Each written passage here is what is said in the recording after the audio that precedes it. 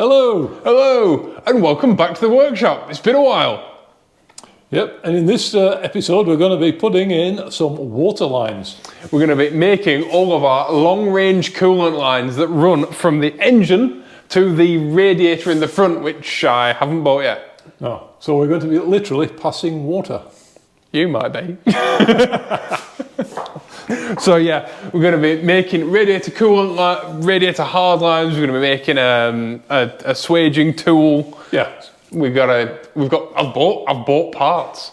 That's steady on. Yeah, it's not like me. No, he's been in deep depression because he actually had to get his card out and pay for things.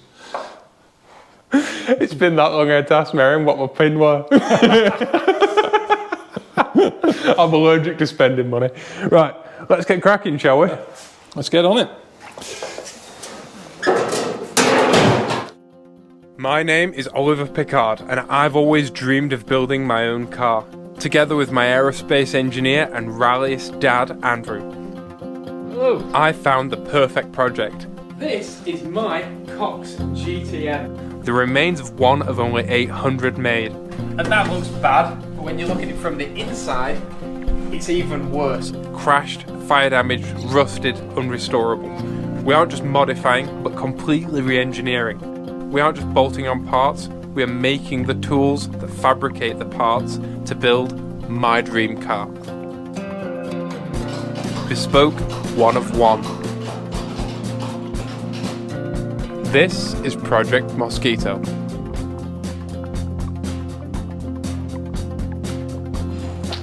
So this is what we're going to be making our radiator lines from. They're going to be hard lines. We're not using like hose. A lot of people use like braided hose and AN fittings and stuff. That's kind of one way of doing it. This is the better way of doing it. If you ever go on like a big ship or anything like that, all long range water lines, in fact the plumbing in your house isn't floppy hose, is it? It's hardline, and it's hardline for a really good reason. So we're going to be using aluminium tube. This is for the radiator, and this is for the heater.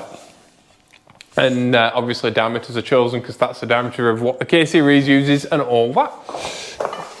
Yeah, it's greasy.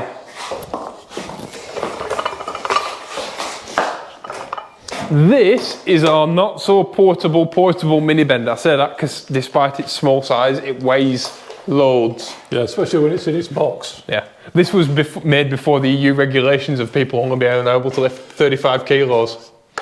And to add insult to injury, you'll have seen the blue box that this thing lives in previous videos, just like around the workshop. Oh, it's over there. The box has the world's smallest handles as well. Yeah. It's like a pint glass with a teacup handle. In fact, I'm amazed it never went in the sea because I used to work on boats. Yeah. You could basically pick this box up and step onto a boat. Well, when the box weighs as much as you do, it's like, whoa. But we've made dozens of yacht handrails, davits, all sorts with this. Radar arches, you name it, we've done it.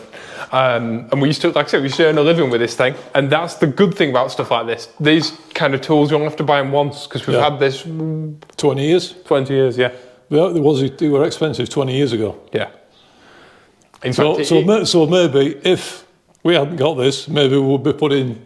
It was just shy of 20 years because I was 16. Yep.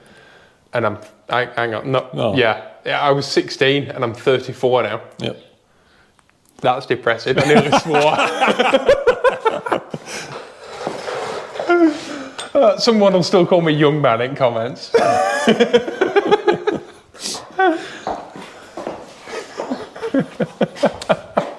Young man. Right.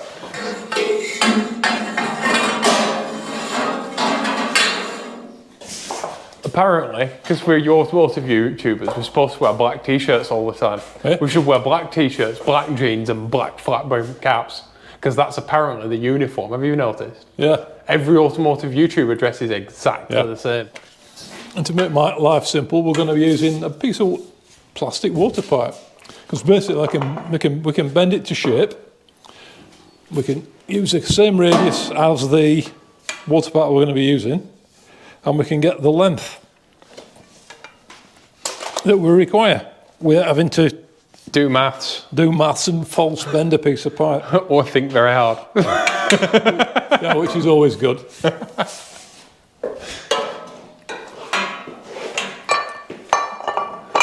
So we have our water pipe there. Obviously we've got an engine mount there, so we need to come up. Do you want it again? Again, yep, please. And obviously this stuff's a lot easier to bend than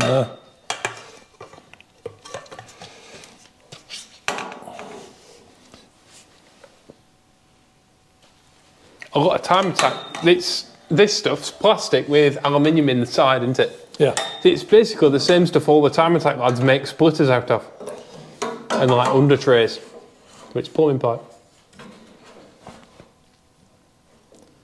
So that gets us within the ballpark. Yeah. So we need enough flexible hose to connect our hard line so that it doesn't transmit any vibration or movement from the engine into the hard line, because obviously if you work in a hard line eventually it will fracture.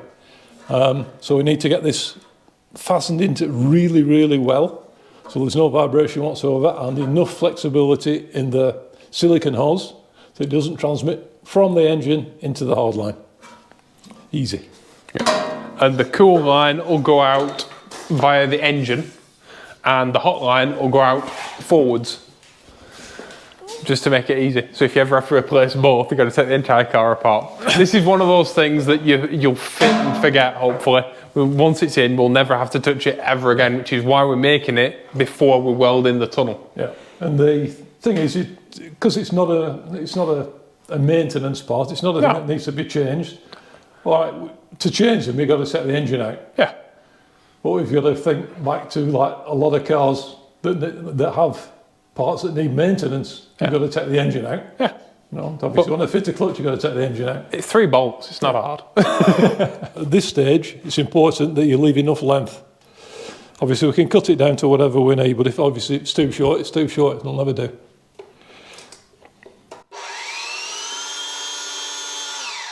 You can cut it down, but you can't make it longer.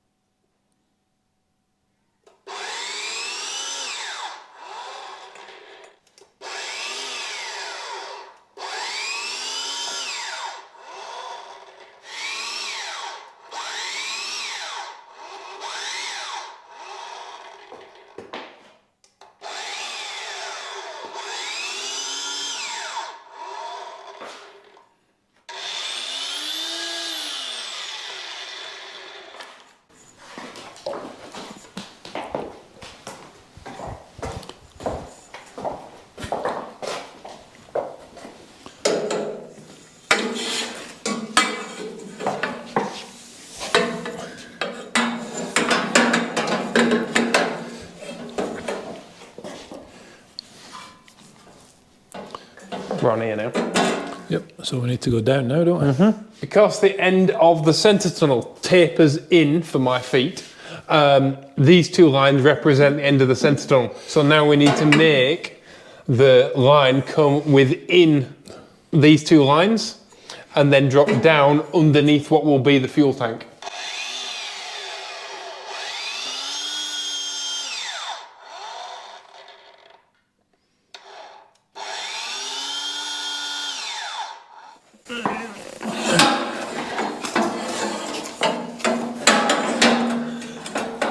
Oh dear. That's why you'd usually take the engine out.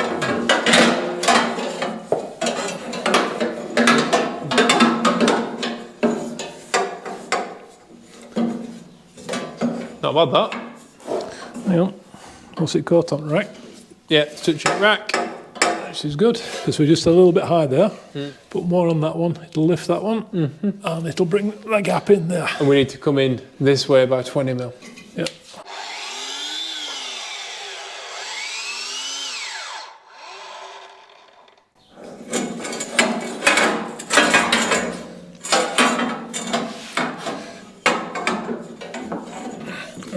Luckily, we have a lift.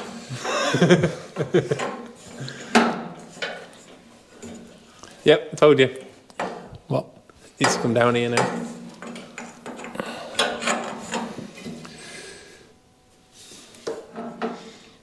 Before someone mentions coolant lines running under the front of the car and, oh, you're going to hit something and rip a coolant line, this will all have a belly pan on it because there's a fuel tank here as well. It's why our suspension mounts also hang down. There'll be a skid plate here, and it will run the entire length of the centre tunnel, and then there'll be a skid plate on the back under the engine as well, which will form a little diffuser type thingamajiggy. That's the technical term, I believe.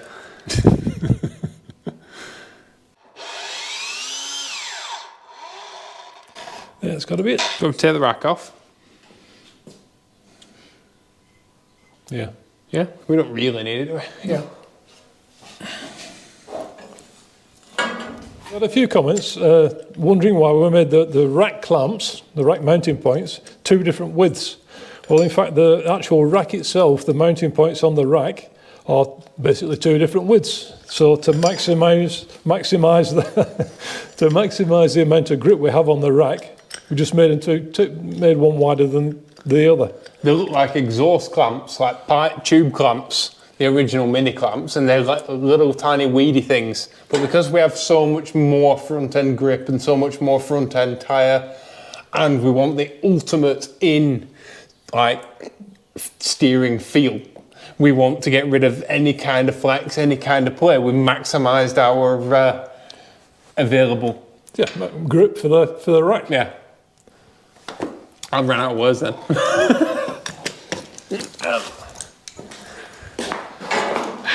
Our available clamping force. Yep. Better? We sat flat? Yes. Yep. Yeah, it's important when you're making hard lines is that in the free state, they haven't have any tension on them. They've got to be just like a normal car exhaust. It's got to hang. Can we try saying that not like an engineer? In the free state, it's important that they don't have any tension on them. Yeah, so basically they've just got to hang without having any stress on them. They've got to be relaxed and comfortable. It's all right, though. It's catty sitting in that front cross member. That's all right, though. As long as we've got enough room here for a little bit of a mount, which we do. Yeah, and one here to lift it up. Yeah, it's there. One of the reasons why it's so important that we have these little humps in here is because when we put things like the fuel hose and the brake lines in, they'll also have to go over the top of this tube. So in theory, we could have made this straight in the middle, but we want to give it clearance so that when the fuel and brake lines come through and they hump over the top, we're not really close to a radiator line. Yeah, because obviously we want to keep the fuel as cool as possible. Yeah. So we're going to use a mixture of stuff that we're going to make and stuff that we've bought to retain our radiator lines. These we've found from our nut and bolt shop. And they are clamps for like sprinkler systems, aren't they? And hydraulic hoses on like tractors and trailers and stuff like that. And they've got a nut on the bottom, and they seem to be coated in some sort of rust-resistant thing. Yeah. And they've got rubber gaiters, so they're pretty much made for the job. Unfortunately, we couldn't get enough, and they're quite tall, aren't they? Yeah. So we don't want to use them everywhere, but everywhere that we can use them, they're made for the job. So yeah, they're perfect. And they don't weigh much. yeah, they're extremely light. And these also have enough clearance to clamp our radiator lines when they've got the thermal protective insulation Sleeve, stuff on them, yeah. So, spot on that. So yeah, we're going to use a mix of these and like I say, low profile ones that we'll make.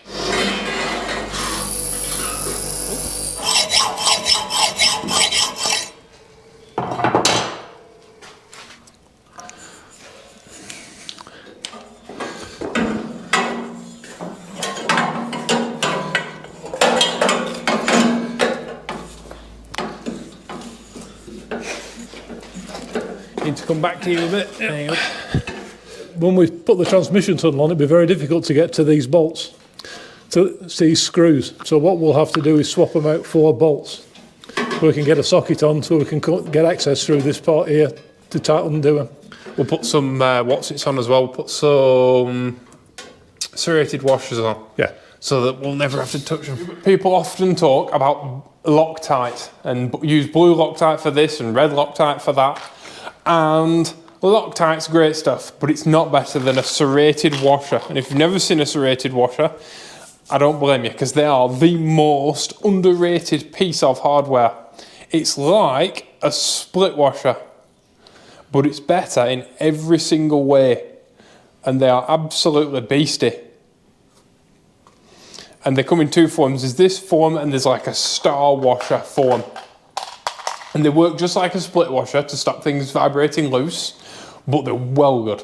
And in my opinion, better than Loctite, but you could Loctite and star washers or something if you never, ever want it to come undone. But if there's something that you might need to get undone in the future and you don't want to be wrestling with Loctite, then use a star washer.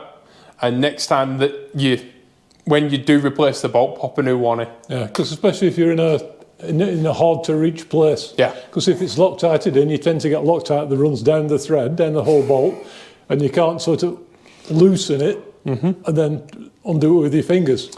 Because the Loctite's still in the thread, so you basically got to use a ratchet to get it all the way out. And the other thing is you end up cleaning the thread. Yeah. Because the thing with Loctite I've had in the past is a bolt that's been Loctited in before with wet Loctite. They haven't let the Loctite dry enough first.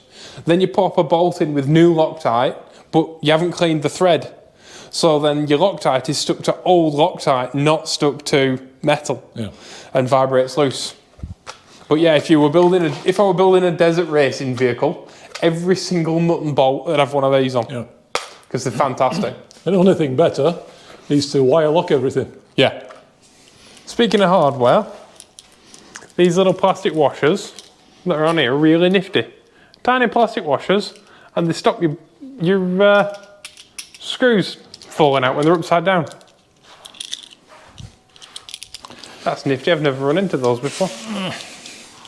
Why doesn't everything have those? It'd save us all a fortune in lost bolts, wouldn't it?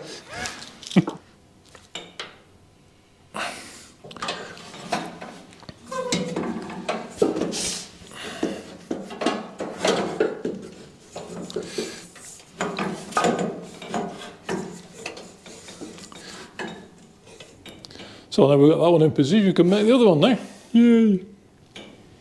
And also we have two seat bolts that we need to be able to get at from underneath. So we need a space between this line and the next one to be able to get a socket in, to be able to bolt in and out the seat. Which is advantageous because one of the best insulations is fresh air. Yeah. They used to say that on battleships and stuff like that, didn't they? Yeah. About armour. One of the best armours that you can have is fresh air, because air allows things like heat and stuff to dissipate and stops energy just travelling through stuff. That's just like double glazed windows. Yeah. It's the vacuum in between that does all the insulating. It's the nothing in the middle that does all the work. Right, so this one can be pretty straight now. Yep.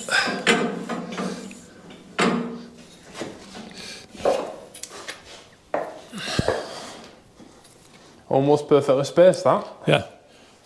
I don't know if you've noticed, but at the minute everyone on YouTube seems to be starting a Patreon or some sort of like give us money to help us make videos thing. And I've seen a thing like buy me a coffee thing. Right, yeah. And I understand why, because these videos aren't free to make. Every video that we make costs us money. And I don't mean just like materials and stuff like that, but it's also camera equipment, lighting, sound, like microphones and stuff, time editing, all of that all costs money. And every single creator on YouTube, to make a video, it costs them money, some more than others. And it's not just that, it's not just money, it's actually, we would have been building this car anyway. But it's nice to show the skills both of us have gained over the years, and share them with people. Share them with the people that maybe not be so as fortunate to have that experience. Yeah, so please help us keep our videos free for as long as humanly possible. To do that, we need your help. And it's very simple. We need you to click like on this video, and if you are already subscribed, then share these videos with your friends on social media, or tell your mates about it at work or what have you. It really is, it helps more than I can say. And if every single one of the people that watches this video then recommends it to another friend who watches it, then this video will become one of the most watched videos on YouTube in the automotive space. I mean, it's as simple as that. You know, our videos often get thousands of views. Well, if thousands of people recommend it to thousands of people, then all of a sudden we aren't the most underrated YouTube channel. You know, we get comments like that, like, oh, you're the most underrated channel on YouTube, but it really, really helps to not be the most underrated YouTube channel. Yeah.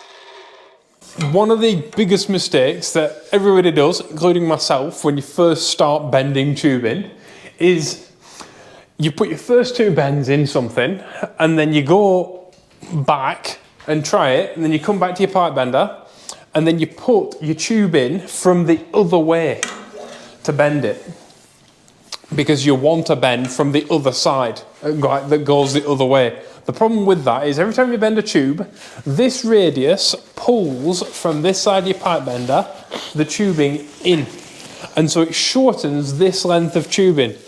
So if you put two bends in from the pipe bender running this way, and then you invert it, so you put this side in this way, it would shorten the distance between here and here, and your pipe would, or your tube would no longer be the right length. So it's really important to maintain your lengths every time you put your tube in your pipe bender, to put it in from the same side. It's so easy to do, especially when you're tired.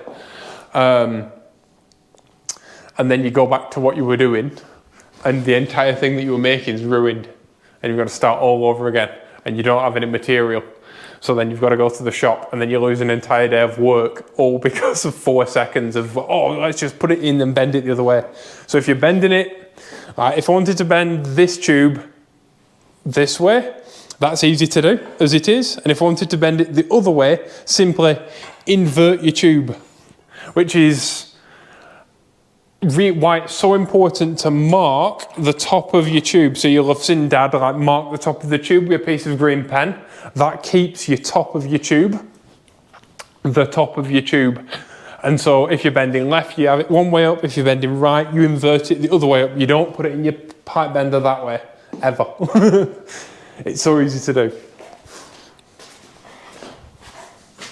And I've never heard anyone else mention it on a video. No. So.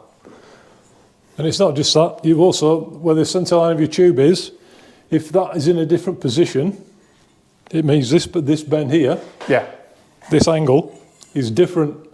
So then what happens is this tube doesn't line up with the thermostat housing. So your tube slowly twists and goes,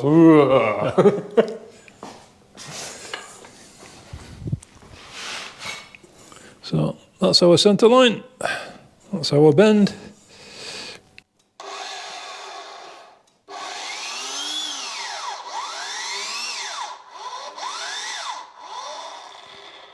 anything that we're doing here can be applied, like everything that we've said can be applied to making brake lines. Yeah. Or making turbo plumbing lines or anything. It's all the same thing. Yeah, but the difference between the bigger the tube is, the bigger the difference is, because the bend allowances are bigger. The bigger diameter you go, the bend allowances. Whereas with a brake line, it's made a 3/16 brake line, maybe you can get away with. Yes, but I've seen many people on YouTube who make brake lines and then go, oh no, I've ordered the wrong length because my brake line's this much too short. No, it's that much too short because you've put your bender on one way and then you've put your bender on the other way multiple times, and by the time you get from the back of the car to the front of the car, you're that much too short. And I've done it. I'd like to say that I haven't, but that would be a lie. That would be a lie.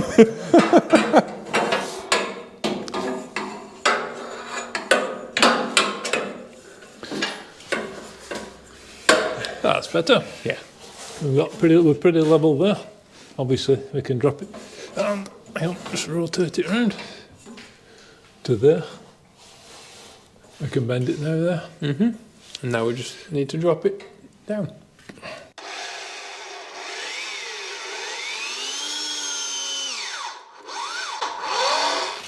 Grab me a piece of rougher paper. Otherwise I will be here all day.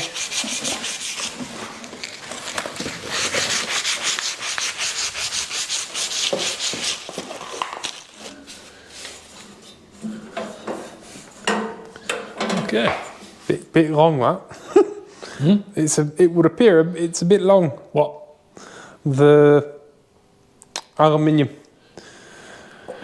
Because this bend should be... No, I haven't pushed it all the way in. Have you not? Oh yeah, considering how hard it is to get out. Because the other day I pushed one of these silicone hoses, I pushed it on the tube and then spent 20 minutes trying to get it back off again. So yeah, this is too long. We can cut this down. You've nicely lined up the Exo Race logo.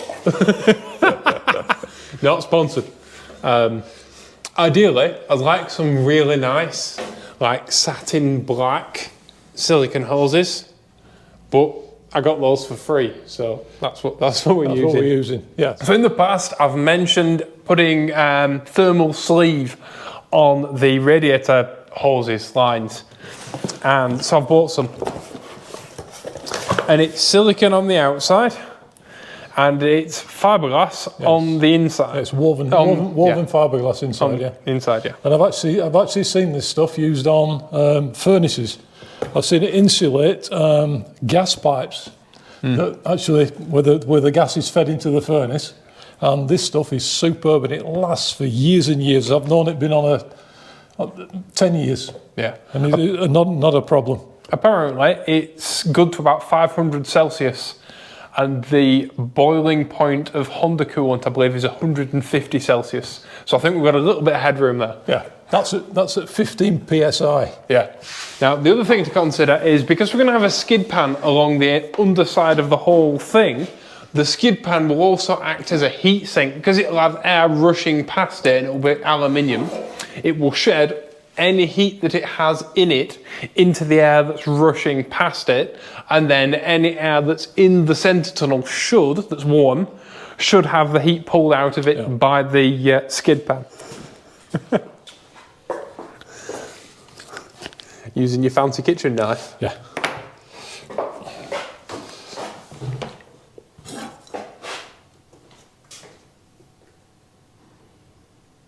Straight that.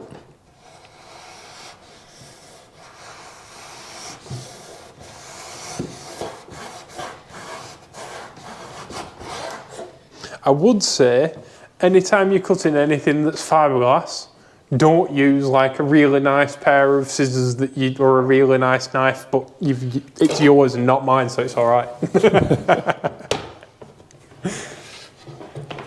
Yeah, anytime you're cutting any sort of fiberglass insulation, or you're drilling any sort of fiberglass, or you're doing anything that's to do with fiberglass, remember it is glass, and so it will destroy the edge on anything that you use on it. It's horrible stuff. And to pull it through? Yeah. It's like skinning an eel, but backwards. Yeah, it's these bits I'm concerned about. Oh no. Try and pull it from the end rather than... Yeah. I know that now.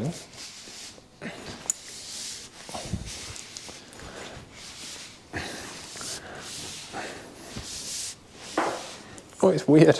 It's a really weird sensation. I'll get twisted. It's not a big fan of tight bends, is it? That's where we like because things. like we said before, this stuff's guaranteed to like 500 degrees C. But it's better having something that's over-spec than being near the limit. Yeah. I mean, on a really long drive, when you're on motorway all day, right? That's when it'll actually warm up. It's not on a track day or anything like that. When you're speeding up and slowing down and speeding up and slowing down, it's when you sat on the motorway and there's like a big truck in front of you or another car in front of you and they're taking all the air off you. Because as low as this thing is, if you've got a car in front of you, like the back of a 3 Series BMW's up here. So, it is now anyway. So that'll block off your grille and reduce airflow. It's always traffic that makes stuff warm up, not hard driving. Yeah, I can remember years and years ago when I was a kid, reading an article about Hillman imps. Yeah. And that's a small rear engine box saloon, if you will. Made in the northeast of England. Yeah. Basically, they gave the apprentices all the car. Well, hang on a minute. The engine was designed by an ex-Ferrari engineer. And it's an absolute work of art. It's all aluminium and they were a race engine designer. Yeah, and basically they gave all the apprentices a car to go and rag, to find out, to go and try and break it. Thermal testing. Yeah. And basically none of them broke down. They worked supremely until somebody actually drove one really sedately through town and it boiled its brains out. Because the guy who designed it was only used to designing race engines. And so all the coolant passages were all too small. And they all went pop. Good car helmet in though. Yeah. Now they're good. When you put a big enough water pump and stuff on, they're superb. I like them a lot. Same engine as a Ginetta G15. Yeah. G15, G14? G14. G15's the other one, the cheese wedgie one. I think. Can't remember. That's a pretty car though. G4. G4's gorgeous. I don't fit in one. No, neither do I. But They are gorgeous. G4 is pretty gorgeous. G12's pretty, except for that lump that's in the bonnet. Yeah. For the spare tyre. See if it fits.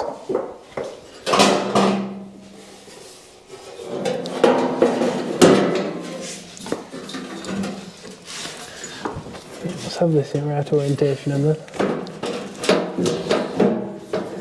That'll stop it slipping down. So yeah, it won't go down properly. We're going to have to take that. no, we're catching it.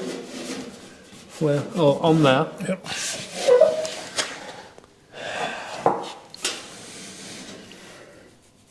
This coolant line can't rub on the tunnel. It'll be being in all in a couple of 1,000 miles. It's never as simple. We start every week with, we're gonna make this coolant hose and we're gonna insulate it and put tunnel on top and just make sure it fits. It will do, and then. So we've got a problem, don't we? We do. We're trying to fit a quart into a pint pot. Basically, it doesn't fit. There's too much stuff and not enough space. And we had a bit of a panic moment, didn't we? Yeah, we did. We thought we'd have to remake the whole thing. Well, no, Dad, you wanted to remake the whole thing. Your solution to it was redo everything completely. You wanted to lift the shifter, which would mean, and remake the tunnel from underneath. Yeah. So that everything was rooted underneath and shorten the shifter. But that would mean remaking all the tunnel, remaking all the coolant pipes, remaking 90% of the shifter, and at the end of it, the gate for the shifter would have been 30 millimeters or an inch and a half further up. Yeah, which is the thing we wanted to avoid, because we wanted to keep as much space in the cockpit as possible. And it would have been about 300 or 400 hours work. Yeah. And the whole thing is, it's been a communal knock-on effect, because we moved the seat, the driver's seat, more to the centre of the car, so we didn't have a wonky pedal offset. And we wanted to keep all the space in the cockpit. We tried to fit as much into the tunnel as humanly possible. And with the shifter, we wanted to have our cake and eat it by having a short shifter that's also a gated shifter, which is not something that exists other than a few very minute exceptions. Yeah. Companies like Koenigsegg and Pagani have made them, but that's it.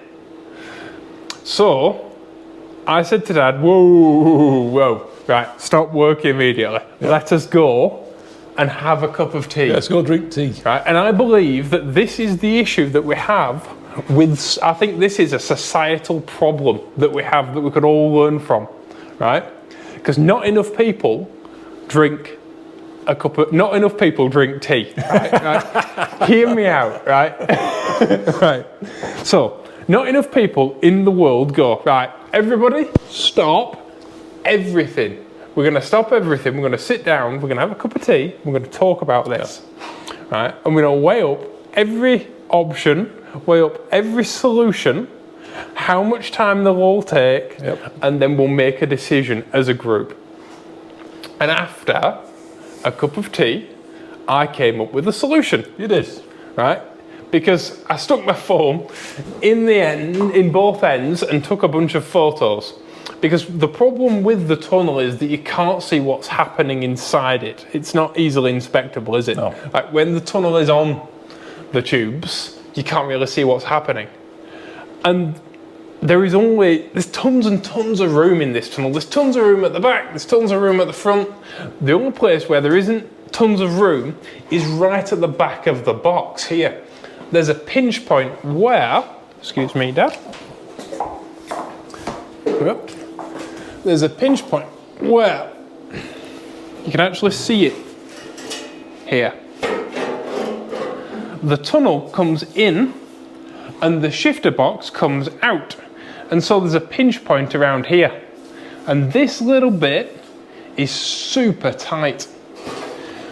So solution that I've come up with... we thought we could get around to the solution by putting a little bend in the tubes. Yeah. But even then it's too tight, because what we can't have is the coolant pipes rubbing on anything. Yeah. So basically they can't, because over time, over thousands and thousands of miles, even the tiniest of vibration and the contact patch between will actually rub a hole. You came up with a perfect analogy in the first part of this video, which is it has to hang free like an exhaust on a car. It can't rub on anything.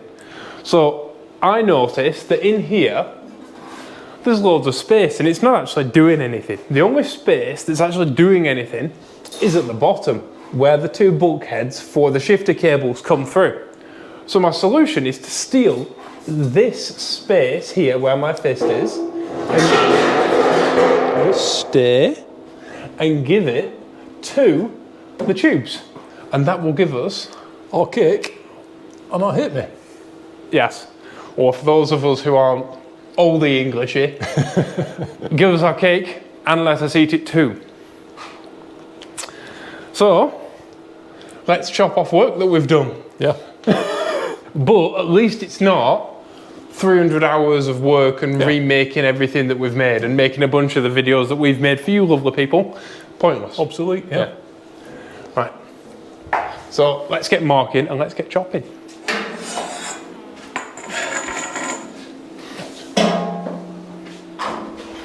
So our pinch point is basically here.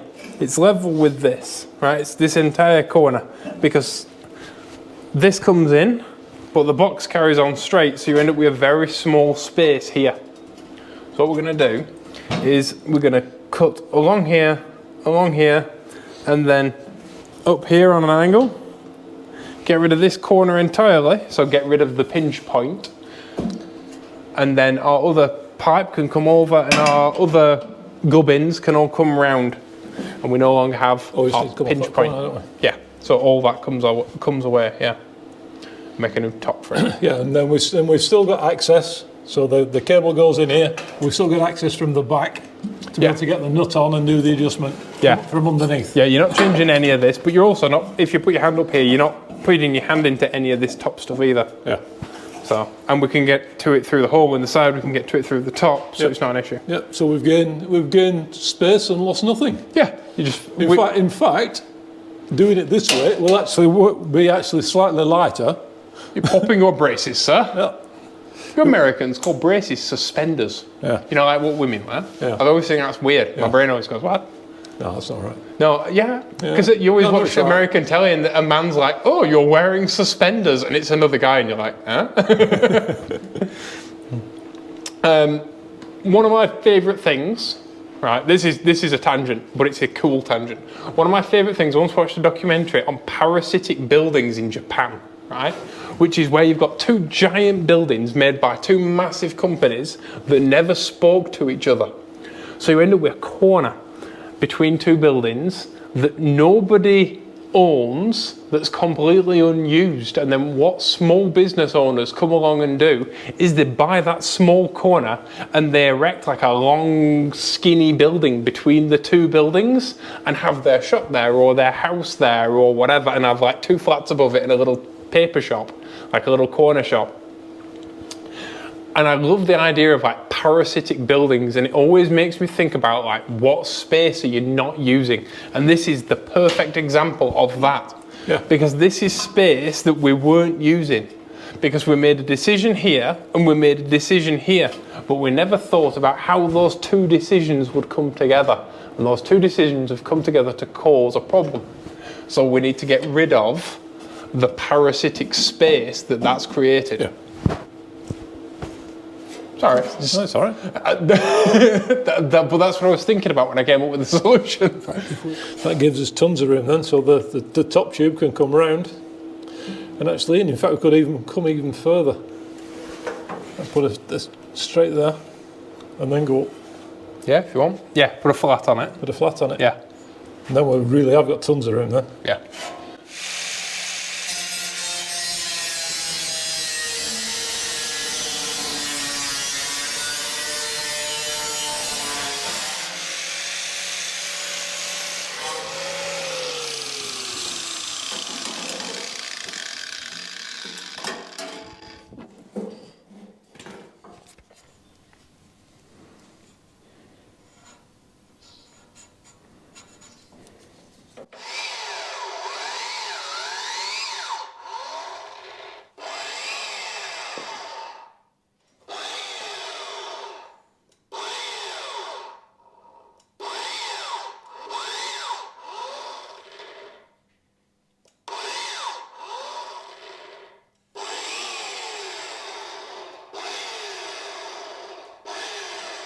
Our radiator has arrived.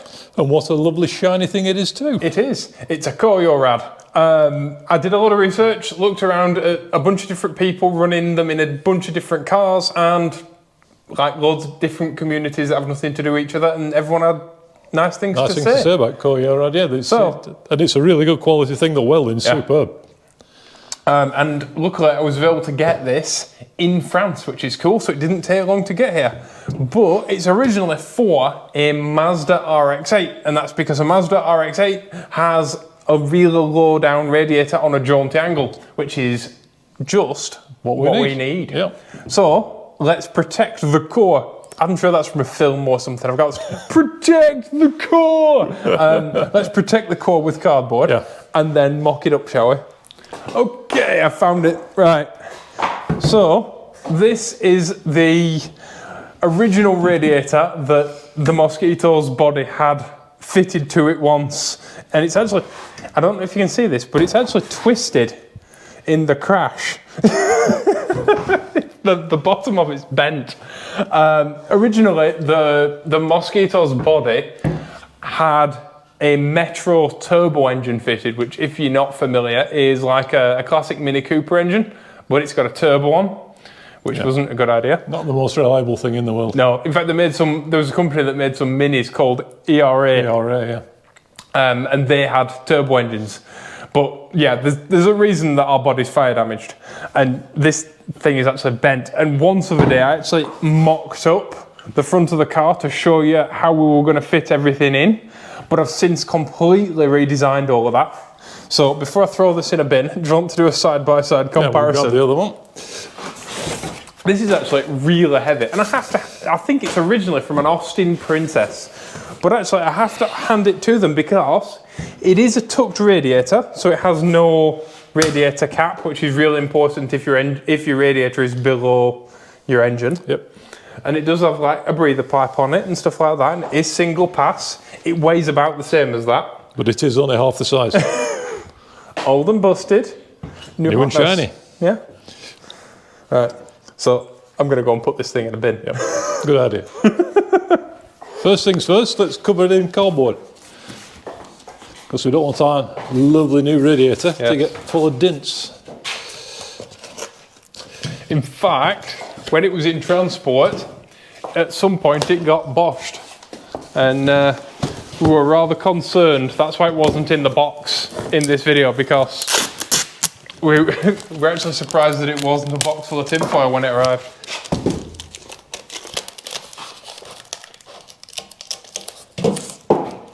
So in a previous video, I talked about mounting our radiator like this. But I've decided against that because I don't want to cut a big hole in the bonnet. So instead, we're going to mount our radiator like this. Oh, I've got it. You got it? Yep. Inspired by the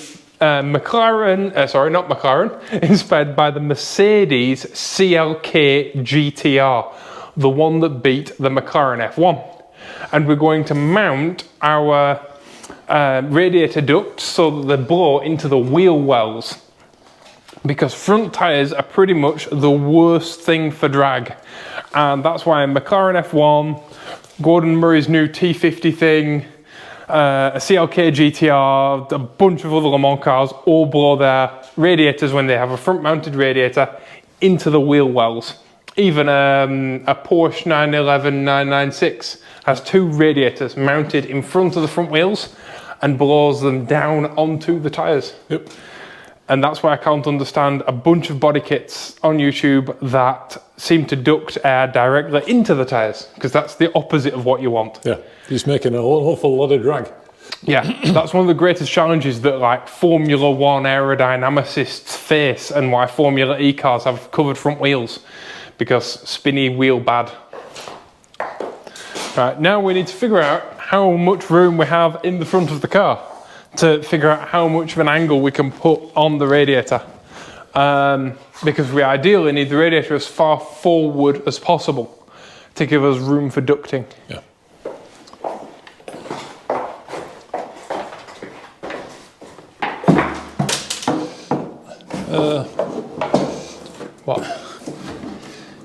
What? That goes in the triangle there, that's it. I was thinking about engine beam on a jaunty angle. It's all right, we just need to hold this up and get a block, yeah? Yeah.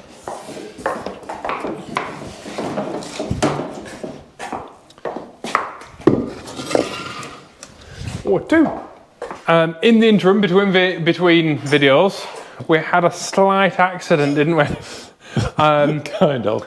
We were removing a large wood and glass cabinet from upstairs, and Dad was kind of on the stairs, I was at the top holding it, and the crown moulding on the top of the unit just came off in my hands, and you, along with the cabinet, slid down the stairs backwards. Fortunately, you weren't hurt. I wasn't maimed in any way. No dads were harmed in the making of this video, but unfortunately, Mozzie was. There's a big crack here, and there's a big crack there where there were already cracks. So we had to fix it anyway, but now we've really got to fix it. So that's why the duct tape. Front end.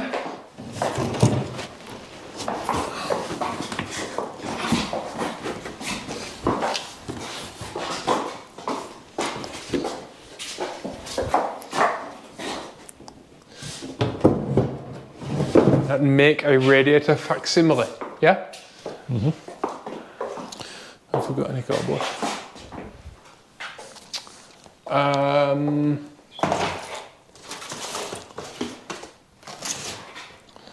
It just needs to be the same height. We know the width. Is this the same height?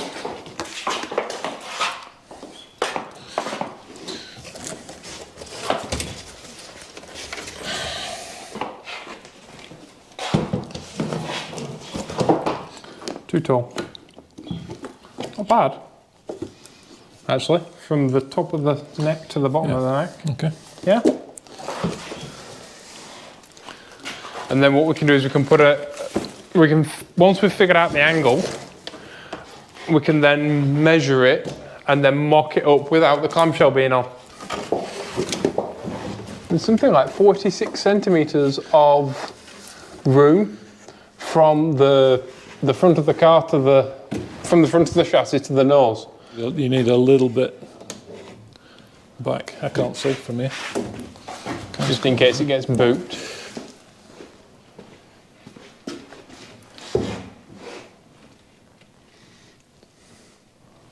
Yeah, because we need no chance of it rubbing. I'll get the angle finder. Yeah, The okay. angle finder. 46. All right. 22. 220 mil. That's 22, so that can come back to the. We need to pull it back a little bit then. They don't want to come back a lot because Well, it can. We've got the two lines that it can come within, yeah?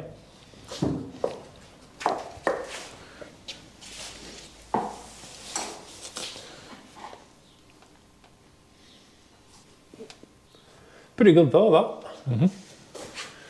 So shall I mark on the chassis where the tubes come to?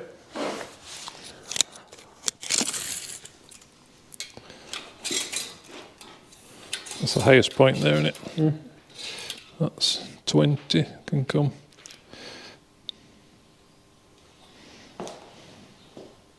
Want a bit of wiggle room, don't we? Yeah. So move it back that way. If the body flexes at speed, Yeah. you don't want the Need 20 mil. Need 20 mil at least. yeah. So there.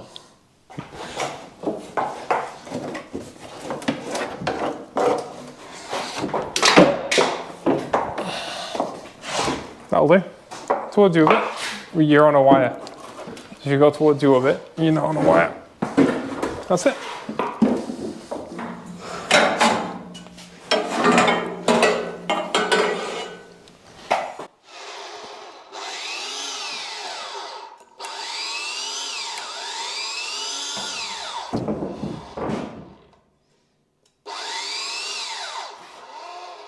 Hang on.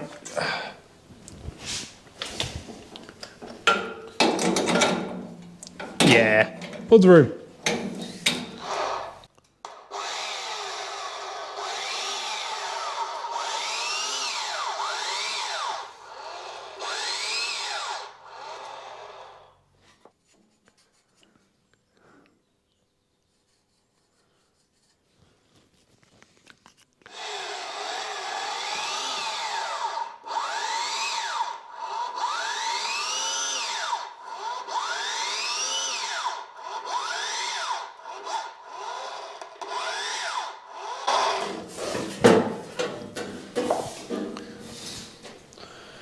Insulating. Oh, you've got to do that thing with radiator. No, it catches here. We put a slight bend in there, in the tunnel.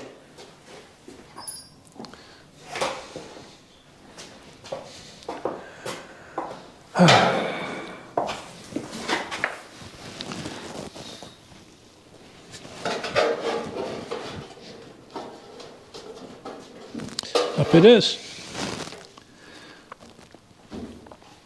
It doesn't hit, the radiator fits. This might have been a montage, this might have been a whatever, but that took way too long. Yeah, this was supposed to be a, let's bend a couple of pipes. That's nowhere near. Yep, we're good. We'll just get radiator as well. Nowhere near. We just wanted to make sure that we've got plenty of clearance, just in case.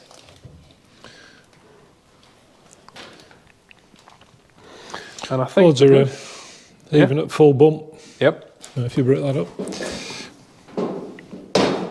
Yeah. Full bump, full everything. Miles off. Miles off. And if you're at full bump, full lock, and you have a flat tyre, so you've done something proper wrong. And even if we put bigger wheels on, in the future, should we need to? We don't need to. It's still never going to catch. Dad likes the idea of putting 15s on the Mosquito, but only because there's a bigger tyre choice. Well, for now we're going to leave it, aren't we? Yeah. Because even though we've approximated our radiator height, we have approximated our radiator height. Blocks of wood and stuff do not a radiator mount make. And we need to make, in the future, we need to make a crushable structure for the front of this car as part of our legal requirements. And that will, of course, be our radiator duct. And of course, a radiator makes a very good crushable crash structure because it's a bag full of water.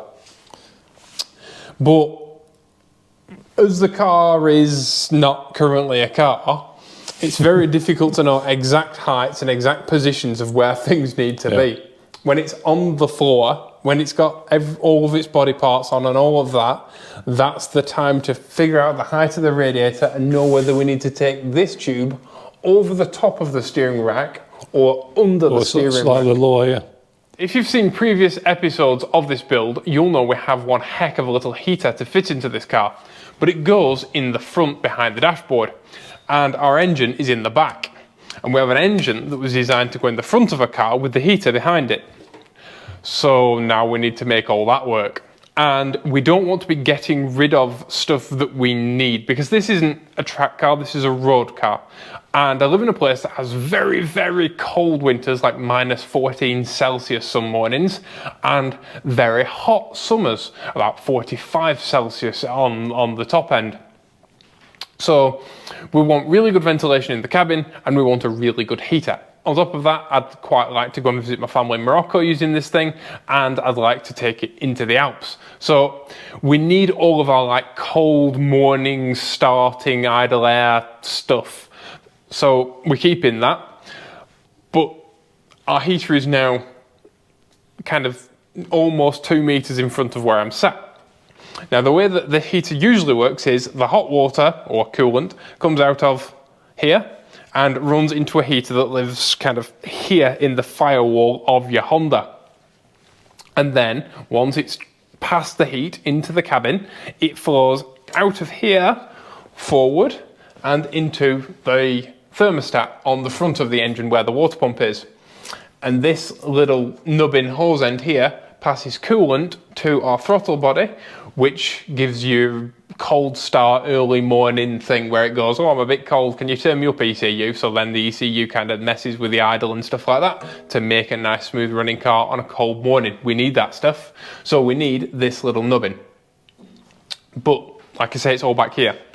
So our solution for that is to make this tube, but that doesn't go to the thermostat on the front of the car and the water pump, that instead comes from here round forward and to the heater in the front, and then we make another tube that's not this tube that comes out of the thermostat / water pump and goes forward with a flexi line and then 2 hard lines that run to our heater. Get it? Clear as mud. Don't worry, if it's difficult to understand, you'll get it when you see it. Take these off. Big on rusty pipe. So this is the black pipe that was on the back of the engine, and it runs, it usually goes this way, and it runs to the heater. But we don't want any of this. Fortunately for us, Honda designed it really well, and this fitting is just a push fit. with an O-ring like that. And so what we can do is, we can keep this all nice and factory, and we can make a new one of these with this little hose fitting here as a T-piece that comes off there, and we can make it out of aluminium on the lathe, well, Dad can, and then this will connect to a hose that'll run to the cold side of our heater. So basically what I'm going to do now is remake this part from there to there out of aluminium. And he's put one of them on it. And put one of them on there.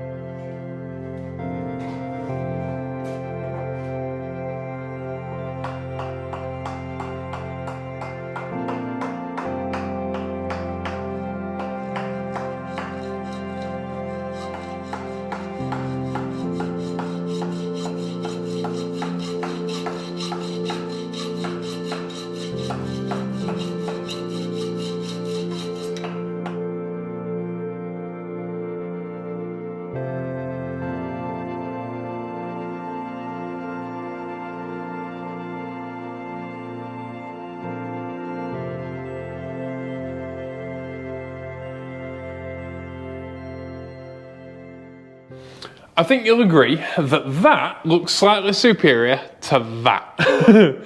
But this also has some retention. And this just being push fit, we are slightly concerned that with it being under pressure, it could unpush fit itself. So for peace of mind, we're going to now make some retention for it. It probably doesn't need it, but it is behind a firewall and we like the peace of mind. Yeah, you want to bend there. Want to bend lower down, don't we? It's not long enough. Right, can I make a suggestion that instead of doing it like this, we just make it a strip that's the same thickness all the way across?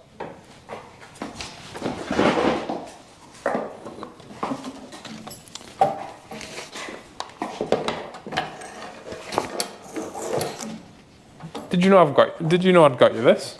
Yeah. New template cardboard, and it's chintz. I did have the option of one that isn't chintz, but I thought chintz was funnier. 25 now. Yeah, if we make it too long in the length, we can always cut it down, can't we?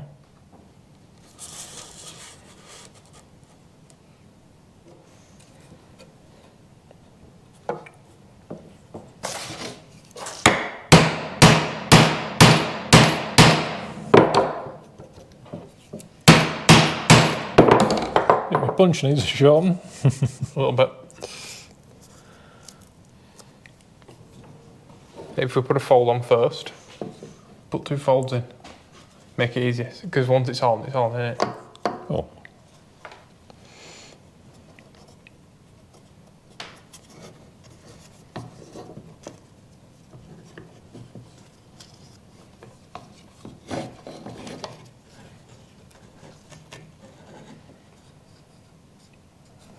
Work, is it? Why? No, it needs a crease. It needs a crease here. I did say. What even at that? It's not going to do it. For what?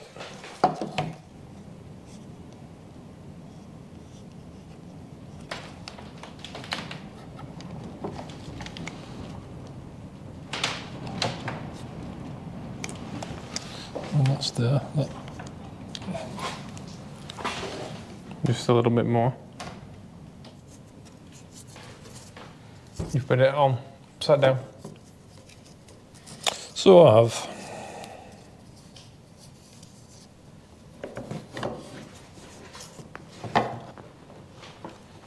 Oh, we're in, isn't it?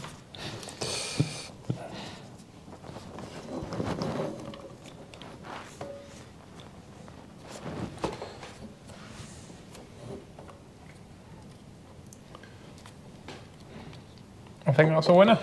Yep. So what we're going to make it out of? Stainless steel? We'll make it out of stainless, yeah. And then, It's less reactive. yeah, and we can put a little plastic washer in there Yeah. to keep them apart. It's like a 3 foot long razor blade.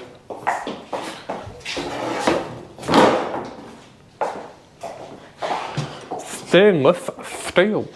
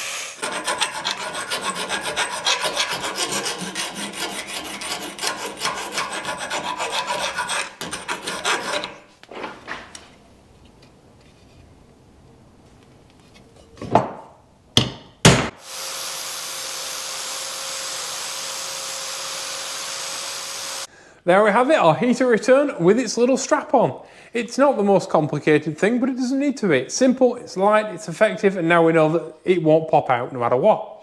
We haven't tightened this fitting up because it's 8th NTP. So it's a tapered gas fitting, and we haven't got any liquid thread sealant. We want to, belt brace this piece of hairy string it. So we're going to wait until we get some liquid thread sealant and pop that on and tighten it up. But for all intents and purposes, this is finished for now. Our next stop is our hot heater line out of the back of the engine towards the front of the engine, and then we can make 2 hoses that go from the front of the engine to the heater in the middle of the car. Middle of the front, you know what I mean. And yes, I may have given it a little bit of a polish. There we go. As part of the purchase price of our engine, there were a few bits and bobs included.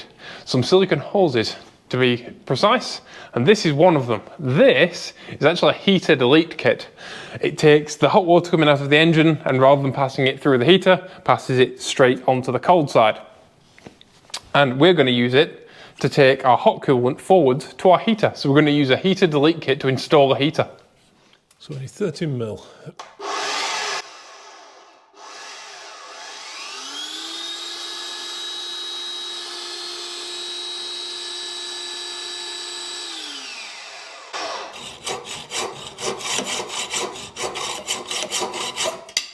Now we've decided to do all of the hoses rather than make a tube flaring tool and retention in this video. The reason being that it's easier to retain your tubes when you know where they're all going.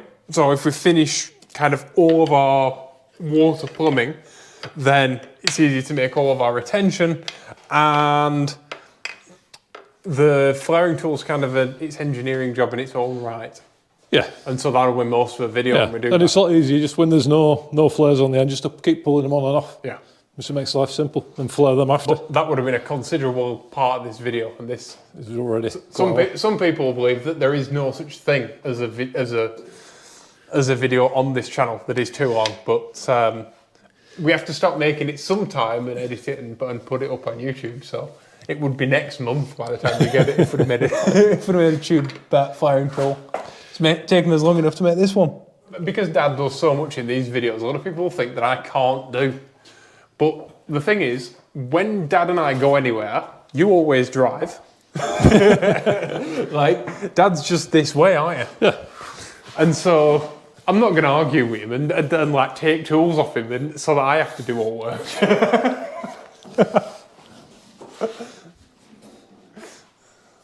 Less work, count me in.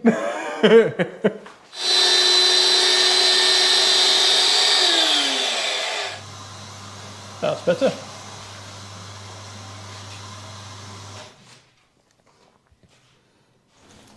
Yep. Dong.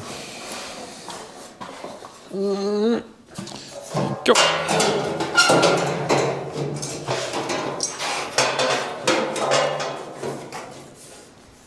We need some clamps. Yeah, I've got some there.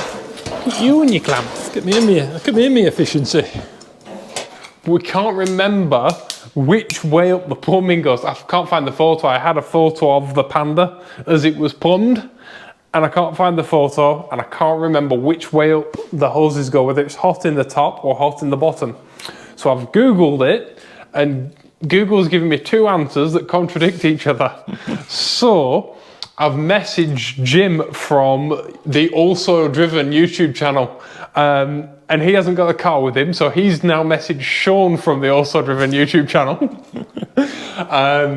So Sean's going to have a look on Jim's Panda and tell me how it's plumbed. So while we wait for Sean to get back to us, we're gonna do these lines. So after you've watched this, go and subscribe to the Also Driven YouTube channel, will you? And say thank you from me.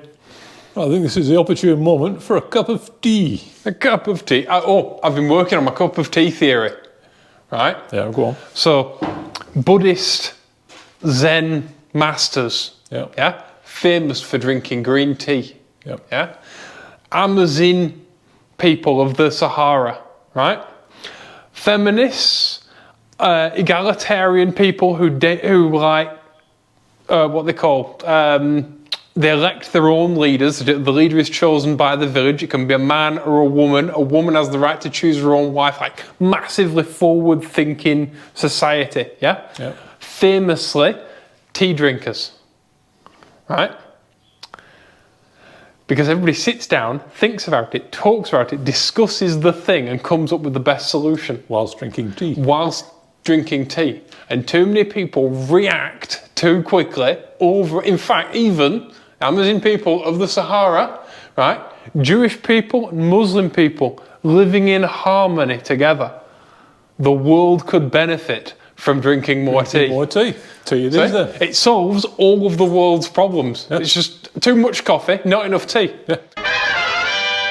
Post cup of tea, Yep. what are you thinking? We've come to a decision. So I suggest we just make the pipes just to come out at 90, do a 90-degree bend there, and leave them about a year long. Okay. And that way we can then, when we get everything else in place, we can use flexes to connect it all together. Yeah, and you mentioned wanting to shorten this. Yeah. Do you still want to do that, yeah? And have it come Yeah, because through if we shorten that there, there's enough room from here, between there, to run the 20mm pipe up between the fuel tank. Yeah. And So not stick, yeah, because there's nothing precious in here at the moment, No. is there? So we can just trim that off, Okay. run the 2 pipes up, and then 90, 90, and in. While we wait for Sean to get back to us, we've got this piece of 10mm hose, which we previously used to lubricate. Was it your suspension pots on your Citroen Diane? Yeah. In a previous video. Because we need a line to run from here at the cold line of the thermostat to the throttle body there. So we need to go from there to there. This would look really good if the engine was clean.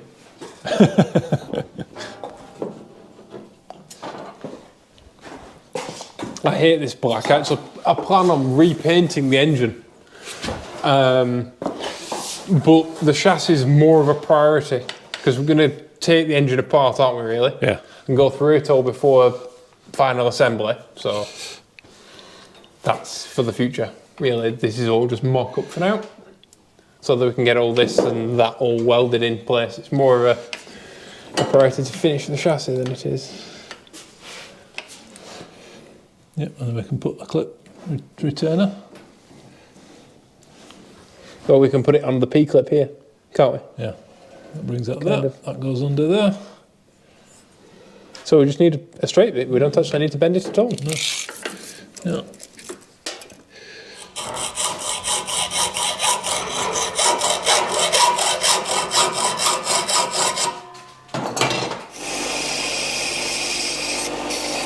Luckily, we've still got enough holes. Should it not fit when we put the big throttle body on, that we could still remake it all. Of course, the Haynes manual doesn't say, but the lower one is valves, so probably is hot. So yeah, because the tap's on the bottom. Yeah. So it's the opposite way around to a radiator. So if it's wrong, it's Jim's fault. So we need to run this line to this line and this line to that line. So bottom to the bottom and top to the top. Yep. Pretty simple. Yep.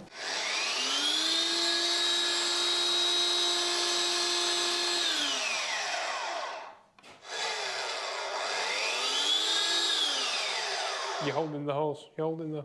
That's it.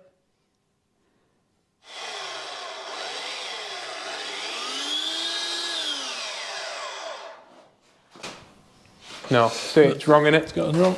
Huh? No, we're wrong. Wrong. Dang it.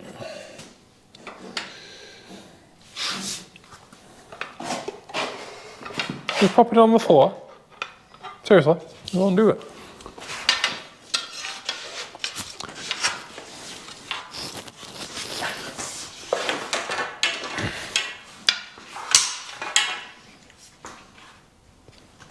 Try that.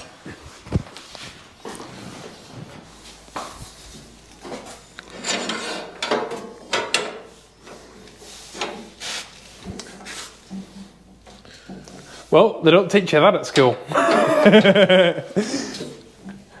Not bad, that. Oh, slightly too bent here. Huh? Slightly Ever so bent. slightly, but it's not so bad.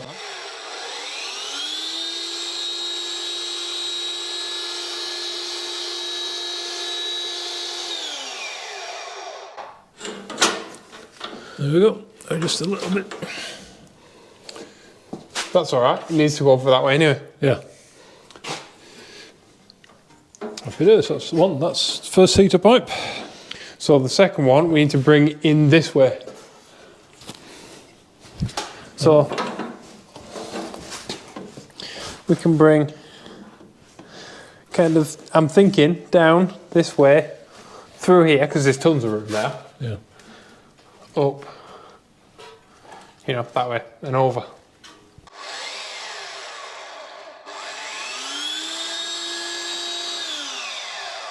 That's it.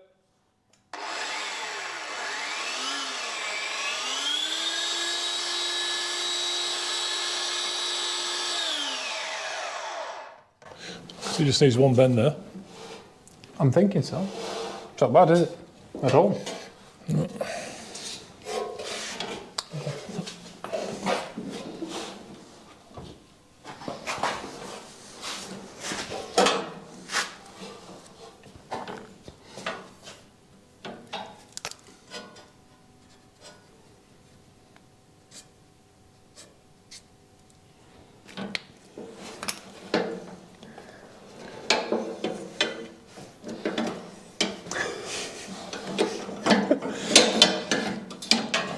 Yeah, that's it. Up, down, down, down, down, down.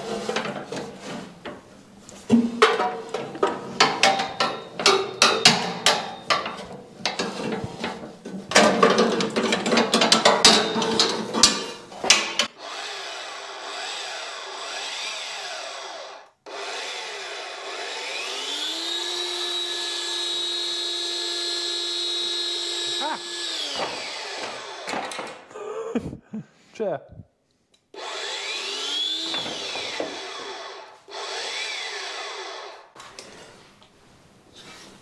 That looks alright to me.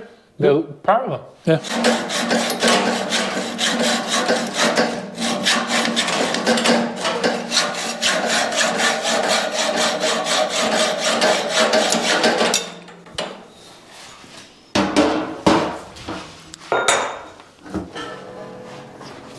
Okay, so heater holes stuff, insulation.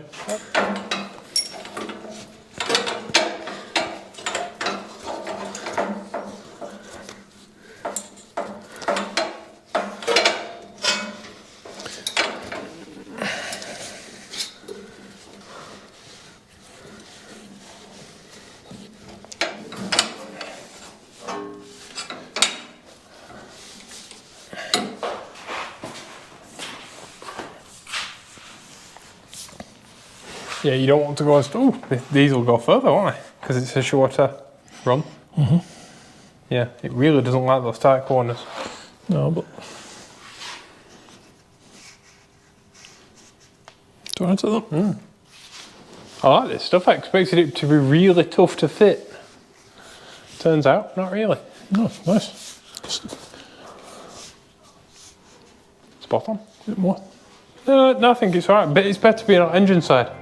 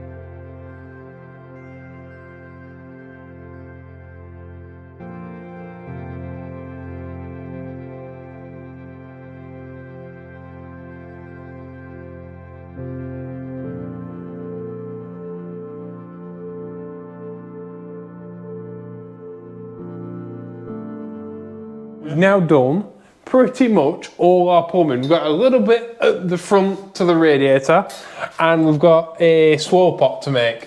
But other than that, happy days. That's all of our water system done. Yeah. Obviously, we've got to swage the tubes. Yeah, we have to make a swaging tool and all that, but that'll be its own video really, because that's a little engineering job in itself. But super happy. It's tight packaging, but it's been worth the effort. And we've made the choice that we're going to chop the tunnel up. We're going to chop the back off, I'm going to chop the front off, and we're going to weld those in so that the centre can be removable for now. So that we can get our brake lines in, we can get our fuel lines in, and we can get all of our electrical through. Yep. And then in the future, we're gonna rivet the centre tunnel and go bond the centre tunnel in. So that's next week's job. But along with all the retention. But yes, super happy. So if you enjoyed this video, then please make sure that you like, comment and subscribe. I know it's a cliche, but it's a cliche for a reason, because we really need you to do it. No, we don't need you to do it, but we'd like you to do it. Yeah, it'd be nice if you did. Yes. And there'll be a full playlist of Mosquito videos. So if this is your first video, it's a weird one to start with. So you might want to go back right to the beginning and watch it from episode 1. See how we got to today. Yep, so there'll be a full playlist over there, and there'll be an arbitrary video that I'll choose, probably a shifter video, because I like that. That video series, those two videos, is two of my favourite videos we've made. So we'll put the shifter series there, and there's a button alongside my face that you can click on to subscribe to this YouTube channel. So thank you all for watching. Please be awesome to each other, and we'll see you all in the next one. Bye-bye.